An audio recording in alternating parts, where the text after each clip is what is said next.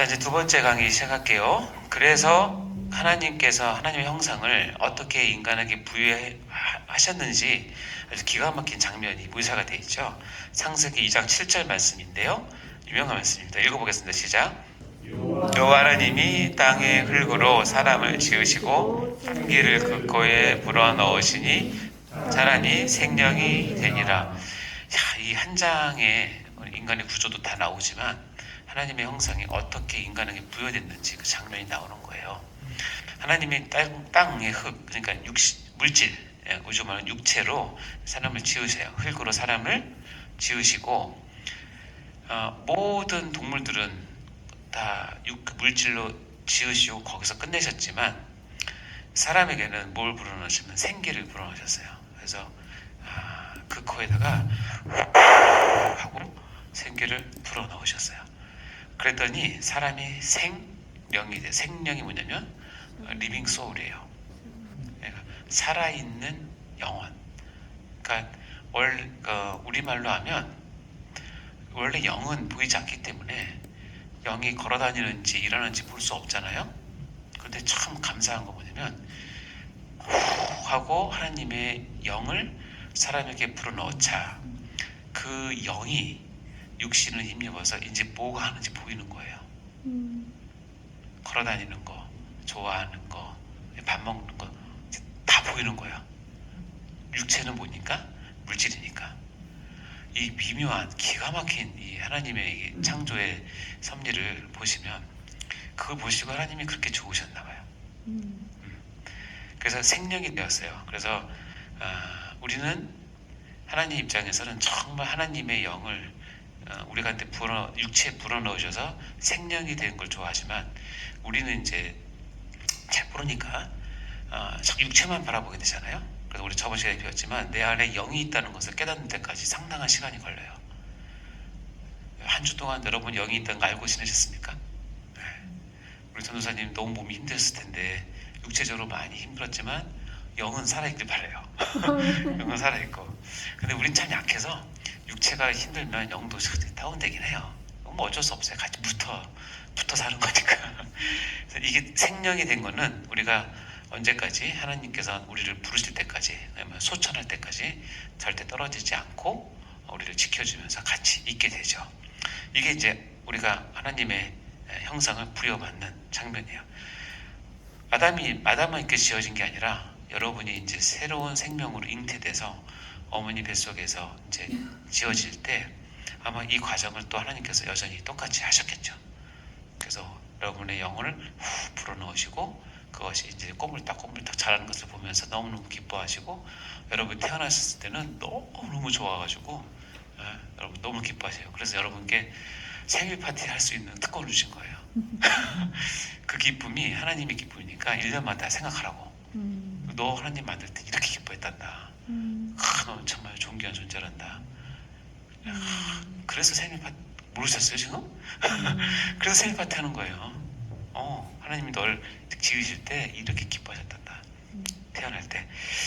자, 그래서 이제 그 다음부터 인간은 어떻게 되냐?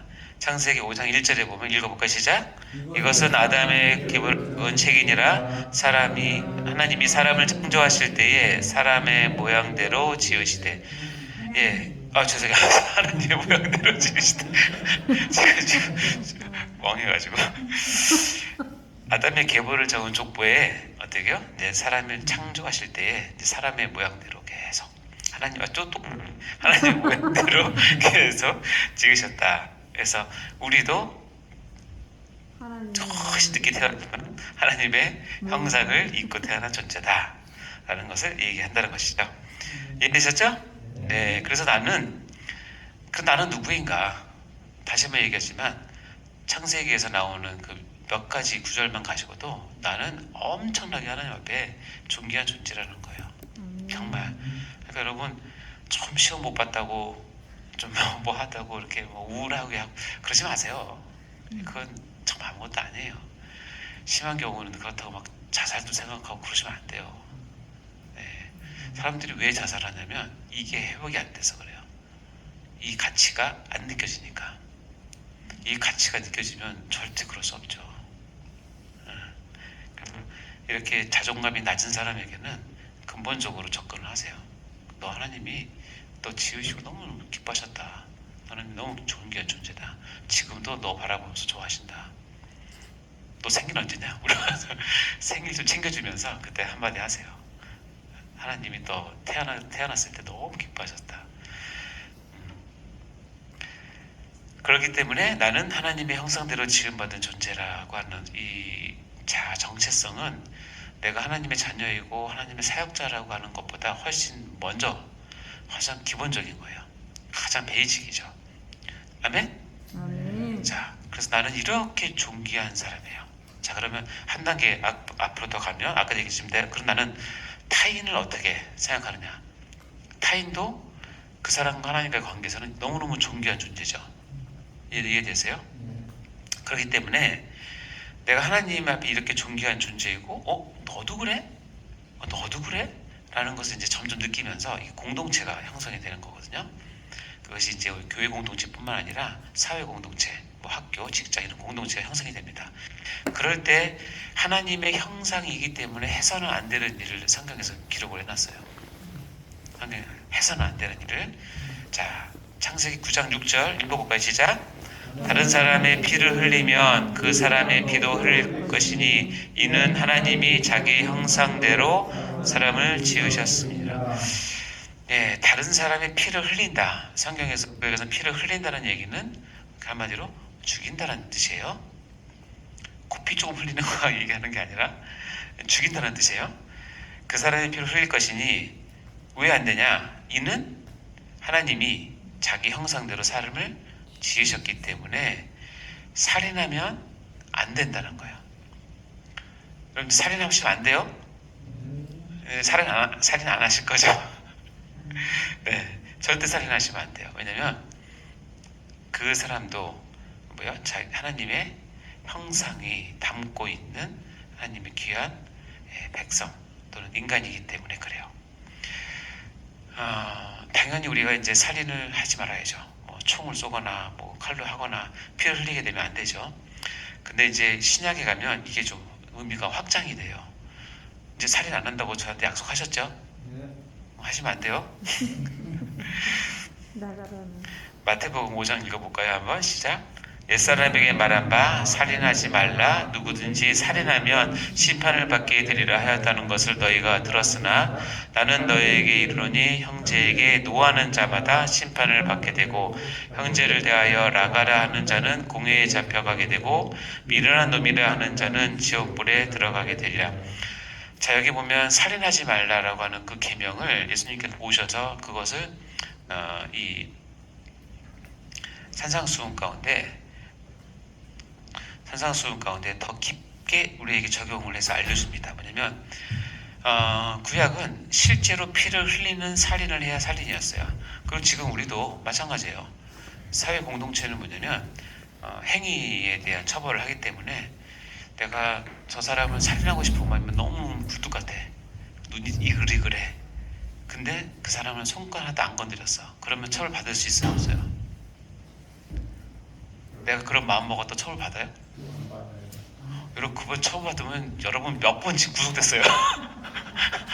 몇 번 구속되고 나도 몇 번 구속됐을 거예요. 안 받아요. 그거는 안에 있기 때문에 안 보여요. 또 음행도 마찬가지 아닙니까? 네. 행위가 중요한 게 아니라 하나님은 예수님이 오셔서 율법을 더 확대 해석하고 완성시키셨는데 이게 하나님 나라의 윤리로 규범으로는 구약보다 훨씬 더 강화하고 넓어진 거예요. 그래서 사람들이 오해를 해요. 구약 사람들 불쌍하다. 율법 이렇게 지키기 힘든데 어떻게 살았을까? 그러면서 자기는 복음 때문에 자유가 돼. 그러면서 마음껏 살아요. 이건 진짜 오해예요. 여러분 산상수훈과 예수님의 그 강령을 보면 구약에 있었던 것보다 훨씬 더 깊고 본질적이고 마음의 중심을 강화해서 적용하세요. 그렇게 생각하시면 안 돼요. 여기 똑같은 얘기예요. 살인하지 말라.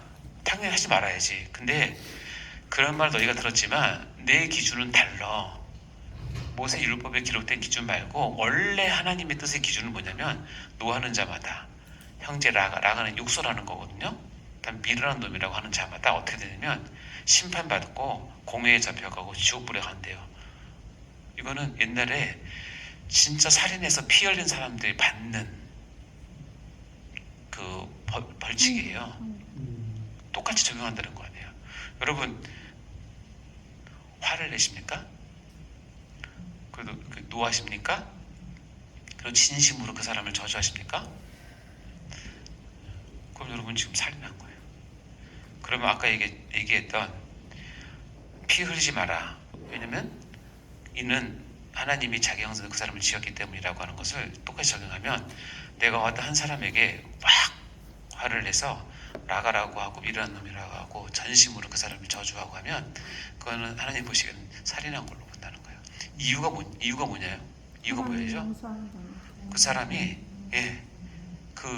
그것을 받는 사람이 하나님의 형상을 갖고 있기 때문에 그 사람이 받는 그 고통이 하나님 받는 것을 여긴다는 거예요. 그러니까 하나님 형상은 나뿐 아니라 다른 사람에 대한 존경함이 같이 가야 되는 거예요.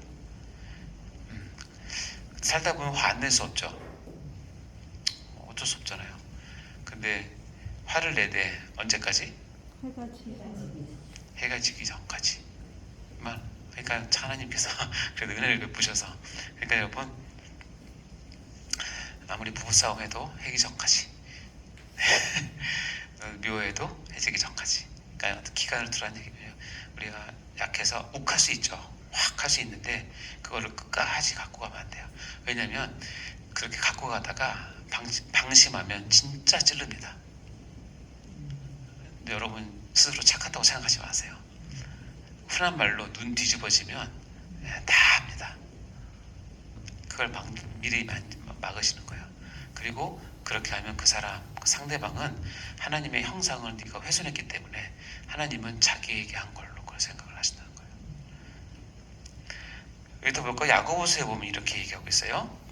혀는 능히 길들일 사람이 없느니 쉬지 아니하는 악이요 죽이는 독이 가득한 것이라. 이것으로 우리가 주 아버지를 찬송하고 이것으로 하나님의 형상대로 지음받은 사람을 뭐한다? 저주한다. 그러면 된다 안 된다?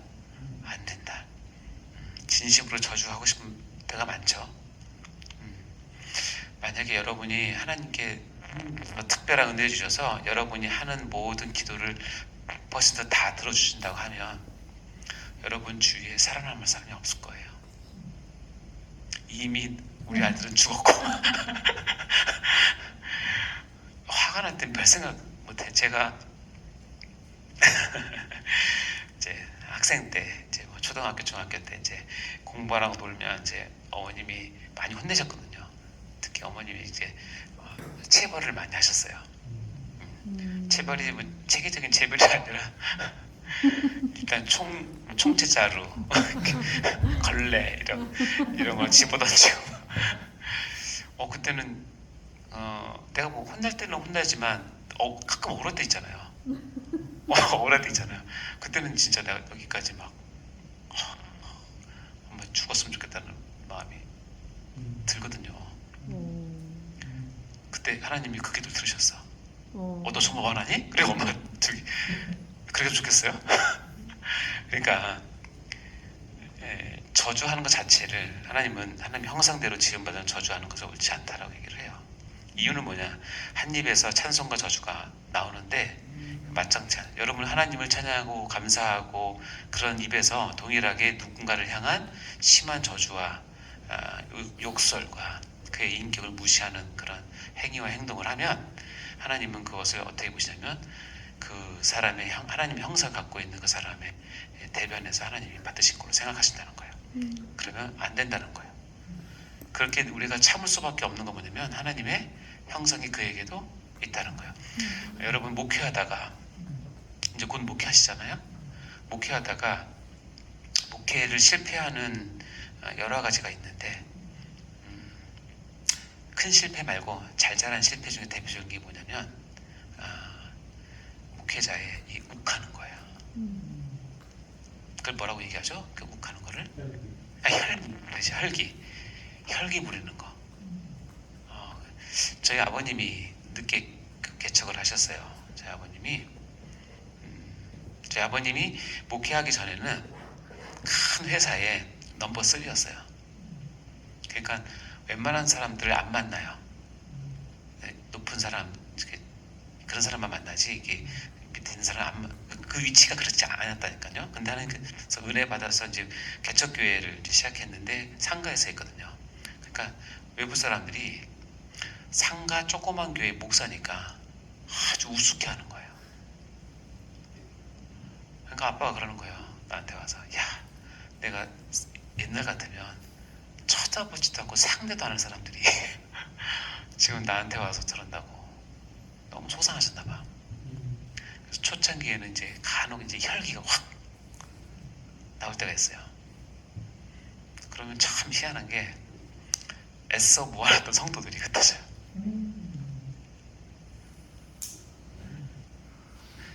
근데 그 왜 그런가 하고 봤더니 하나님께서 훈련시키시는 건데 한 사람 한 사람 영혼을 하나님의 형상을 가진 사람으로 여러분 대하셔야 되잖아요. 그럼 뭐 하면 안 되면 저주하고 혈기 부리고 환영 이런 거 하면 절대 안 돼요. 그러면 난 지금 영적인 작업을 하고 있는데 영적으로 완전 위배되는 일을 하는 거예요. 그럼 절대 안 된다는 거예요. 그러니까 지금부터 연습하셔야 돼요. 찾는 연습. 그러니까 마지막 최후의 바람은 뭐냐면 저 인간도 하나님의 형상이겠구나 하고 눈 질끈 감고 돌아서세요. 그럼 하나님이 하세요. 혈기 부리시면 안 됩니다. 잠언에 보면 이런 말씀 읽어볼까요? 시작. 가난한 자를 조롱하는 자는 그를 지으신 주를 멸시하는 자요 사람의 재앙을 기뻐하는 자는 형벌을 면하지 못하는 자라.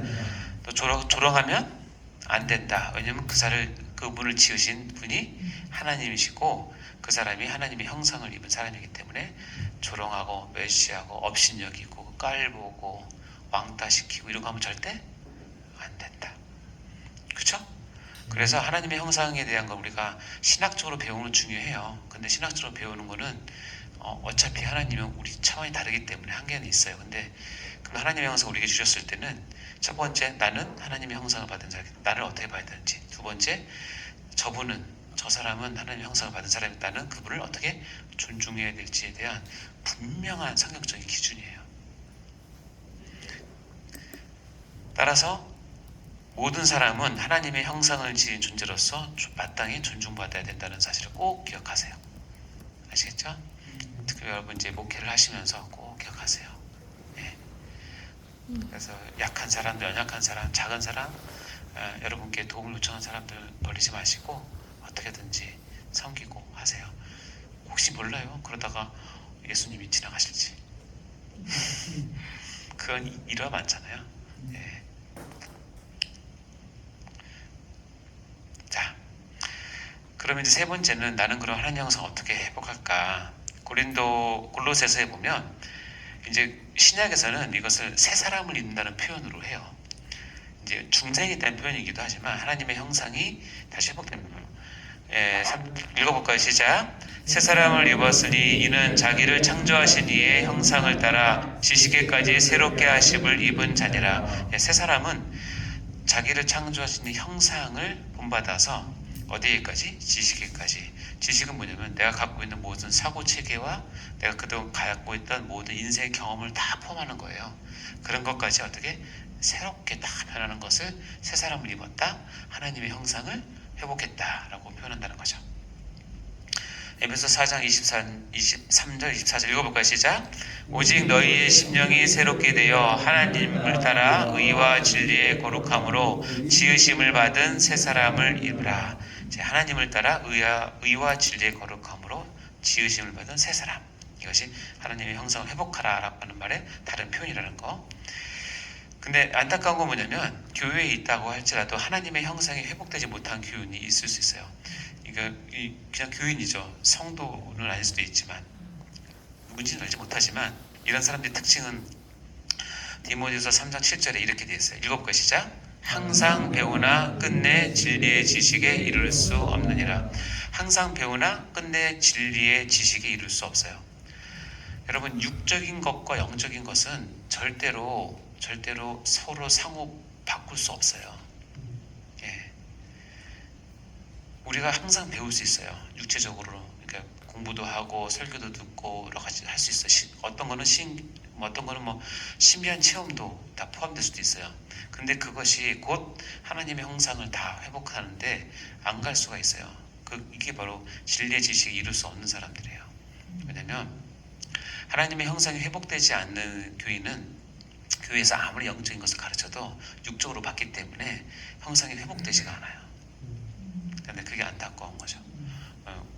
그런 부분들이 우리 가운데 없어야 되겠죠. 여러분도 혹시 그런 게 있으시면 절대 안 됩니다. 자, 이것은 이제 그림으로 제가 표현을 했는데 이제 지금까지 했던 내용 간단하게 볼게요. 자, 그림 멋있죠? 이게 무슨 그림인지 아세요? 적어놨죠? 미켈란젤로의 천지 창조 중에 아담의 창조예요. 아마 왼쪽에 있는 분이 아담 같아요. 오른쪽에 계신 분이 하나님을 그린 것 같아요. 들립니까? 네. 아담이에요.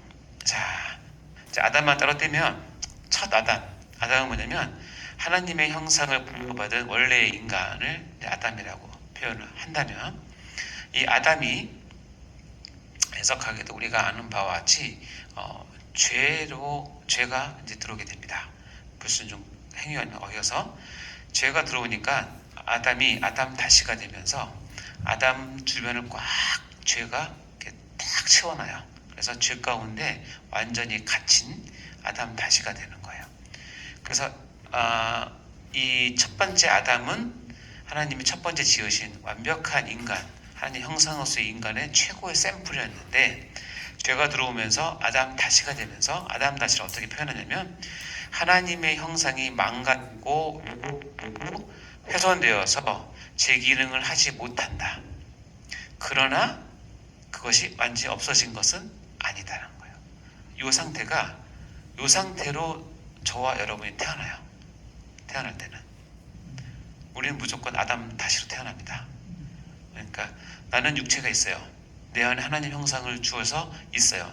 근데 아담으로 맡은 대표성의 원리에 따라서 받은 원죄가 내에 있기 때문에 내 하나님의 형상은 이미 망가지고 훼손되고 왜곡되어서 원래 가졌던 하나님의 형상의 기능을 해보지 못한 거의 죽은 상태로 태어나요. 그래서 육이 그걸 지배를 하게 되겠죠. 그러나 없어지진 않아요. 없어진다는 건 죽는다는 얘기니까. 자, 이러다가 웬 은혜입니까? 이 사람이 아담 다시가 이 오직 예수 그리스도를 만나게 돼요. 그리고 예수 그리스도의 복음을 통과하게 돼요. 예수 그리스도의 복음을 통과하게 되면 그 아담 다시를 싸고 있던 저 빨간색 두꺼운 죄가 어떻게요? 떨어져 나가서 새로운 피조물처럼 보는데 이것이 아담 투낫이에요. 다시 얘기하면 회복된 아담이라고 하시면 돼요. 그럼 뭐가 회복되었느냐? 하나님 형상으로 보면 원래 아담 갖고 있던 것이 아담 다시에 가서 거의 죽었는데 어떻게요? 예수 그리스도의 복음을 통과해서 그 죄가 떨어져 나감을 해서 하나님의 형상이 다시 회복된 살아난 것을 얘기해요. 이것을 우리가 신도 또는 성도라고 신자라고 얘기하는 거예요. 따라서 참된 성자는 성도는 누구냐면 하나님의 형상이 하나님의 은혜 가운데 회복되어서 하나님의 형상이 드디어 하나님과 소통을 하면서 나를 다스리고 지배하는 그런 상황이 참된 성도예요. 이래서 하나님의 형상을 가지고 인간을 이렇게 우리가 볼 수 있죠. 이해되셨죠? 네. 자, 그럼 이제 하나님의 형상 회복에 대해서 우리가 한번 어떻게 하는 것인지 보도록 하겠습니다. 자, 하나님의 형상, 칼빈은 위에 첫 번째 줄 읽어볼까요? 시작. 칼빈은 하나님의 형상은 다른 모든 본질을 능가하는 모든 인간 본성의 부분들을 다 포함한다고 생각하면서 다음과 같이 말한다 라고 하면서 이제 벌코브 조직신학의 칼빈의 의견을 적어놓는데 밑에 있는 말들을 한번 천천히 읽어보시면, 그래도 여러분이 또 신학도니까 이렇게 표현할 수 있구나라는 것을 이제 아셔야겠죠. 자, 따라서 시작. 따라서 하나님의 형상이라는 용어는 아담이 부여받은 완전성을 지칭하는 바, 명료한 이성, 이성에 복종하는 지성, 적절히 통제된 감성, 창조주가 부여한 탁월하고 찬탄할 만한 재능들을 가르친다. 물론 하나님의 형상의 자리는 정신과 마음, 혼과 그 능력이지만 육체의 모든 부분 가운데 다소라도 영광의 빛이 비치지 않는 부분은 있을 수 없다. 예, 신학자들의 가장 큰 특징은 뭐냐면 단순한 것도 어렵게 꼬아서 한다는 거, 그리고 이게 줄을 많이 만든다는 거예요. 한마디로 얘기하면 하나님의 형상은 완벽해요. 우리가 다 측량할 수 없어요. 마치 하나님의 지혜를 측량할 수 없듯이 하나님 완벽하신 형상을 가지고 계시고 그 형상을 우리에게 부여하셨어요. 얼마를 받았는지는 잘 모르겠는데 내가 하나님의 형상을 받았다는 것을 내가 어떻게 알 수 있냐면 여러분이 지금 정신병이 없다면 명료한 이성이 있죠. 이 이성이 어디서부터 왔냐면 하나님의 형상의 한 부분이라는 거예요. 이해되세요? 그리고 내가 이성이 있지만 때로는 내가 학습하고 배웠던 또는 내가 당연히 사회 풍습 아니면 우리 안의 룰 때문에 어떤 그 지성으로 이 이성을 어떻게 하죠? 통제할 수 있죠. 그때 지성도 누구한테 준 거다? 하나님의 형상을 얻었다는 거예요. 이해되시죠? 그리고 여러분이 그렇게만 있는 게 아니라 좋을 땐 너무 좋고 슬플 땐 너무 슬프고 기쁠 땐 또 좋고 화날 땐 너무 화나고 이건 너무 좀 감정이 그런가? 이게 뭐냐면 어떤 예술 작품이나 영화를 보면서 눈물을 흘리고 감정이 그 감동의 그 물결 이게 어디서 내가 받은 거냐면 원래 내게 아니라 하나님께서 주신 이 감성의 형상을 내가 일부 받은 거예요. 그래서 이게 예민하게 받은 사람은 설교 때마다 우는 거죠. 그러니까 이게 감성 때문에 우는 거는 그렇게 전 안 믿습니다. 어쨌든 그것도 좋은 거예요. 그렇게 울어주는 분이 있어야 설교하시는 분이 맛이 납니다. 저분이 은혜한테 우네. 그럼 신나게 가잖아요. 그런 또 은혜가 있죠. 또 여러분만 갖고 있는 달란트가 있어요. 달란트 없는 사람은 없어요. 다 있어요. 그 달란트 누가 줬냐? 하나님의 형상의 한 부분으로 내가 받은 거예요. 참 다 다르겠죠. 이런 것들 이성, 지성, 감성, 달란트, 재능 이런 것들은 하나님의 형상에서부터 내 부여받은 것들을 표현하는 거예요. 따라서 이것들을 풍성하게 다 가지고 계셔야 되고 따라서 하나님의 형상의 자리는 정신, 마음, 혼, 또 능력도 있지만 육체의 모든 부분에 하나님의 형상은 다 묻어 있다는 거예요. 모든 부분은 이런 말하면 그렇지만 군뱅이도 구르는 재주가 있다고 그러잖아요. 군뱅이 같은 저놈도 구르는 재주도 하나님의 형상에서 나온 거니까 박수 쳐줘야 돼요. 잘한다고. 하나님의 형상 그래서 놀라운 거예요. 내가 가진 모든 것이 하나님 형상으로 왔다고 보시면 돼요. 따라서 잘 개발하고 선하게 쓰고 이걸 악용하면 죄의 도구로 쓰이는 것이고 이걸 선용하면 하나님을 찬양하고 하나님 나라를 위해서 쓰이는 거예요. 그거는 여러분의 손에 달려 있어요. 게으르면 묻혀두는 것이고 그럼 어떻게 되는지 아세요? 한 달란트 사람처럼 하나님께 욕먹고 혼납니다. 그러니까 하나님께 형상을 받은 것들이 있다. 그래서 하나님은 하나님의 형상을 구원받은 백성들에게 하나님의 영이 이제 깨었으니까 하나님의 형상을 회복하는 것을 가장 바라세요. 다시 얘기하면 내가 예수 믿는다, 신자가 됐다, 성도가 됐다라고 하면 이제 그 성도의 최고의 목표는 뭐냐면 하나님의 형상을 회복하자는 거예요. 하나님의 형상을 회복하자. 내 안에. 그러면 그랬으면 좋겠어요. 여러분의 신분증에 내가 지금 하나님의 형상을 100분 중에 몇 % 회복되는지를 항상 서로 지금 봤으면 좋겠어요. 핸드폰에 이렇게 해서 청년분들 모여 그래가지고 야 지난주 어떻게 살았니? 다 까봐 그러면 이제 그래서 너 마이너스 10이다. 너 뭐했겠죠? 플러스 10이다. 너 잘했다. 이게 숫자가 되면 참 좋은데 그게 안 되니까 여러분 스스로 이제 노력합시다. 아유 이렇게 나가면 네가 못 끝나갔네. 그래요. 하나님의 형상을 회복해야 된다. 그럼 이제 다음 세 번째는 이제 잘못된 하나님의 형상 회복부터 시작하도록 하겠습니다. 세 번째 또 뵙겠습니다.